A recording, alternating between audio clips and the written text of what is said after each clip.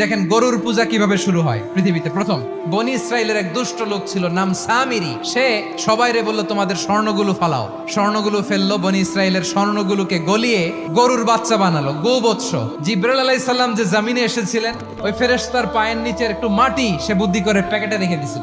স্বর্ণ দিয়ে বানানো গোবৎস গরুর বাচ্চার গায়ে যখন সেই মাটি ছুঁড়ে দেয়া হলো, এখন বাছুরের ভেতর থেকে ভ্যাঁ ভ্যাঁ আওয়াজ আসতেছে। কি আসতেছে? সবাই তো অবাক। সামিরি বলে, আরে তোমরা যে 70 জন দিয়ে মুসা আলাইহিস সালাম রে পাঠাইছো ওইদিকে, এত ঘুরতেছে, আল্লাহরে খুঁজে পায় না, আল্লাহ তো এটার ভিতরে ঢুকছে। নাউজুবিল্লাহ, এটার ভিতরে সেজদা দাও। এই সেজদা দিয়ে গেল। হারুন আলাইহিস সালাম তাদেরকে বুঝালেন, শিরক করো না, আল্লাহরে ভয় করো। শুধু এতটুকুই তিনি বুঝালেন, দাওয়াতি কাজ পালন করলেন, কিন্তু প্রতিরোধ করেন নাই। এই ঘটনা থেকে শিক্ষা কি?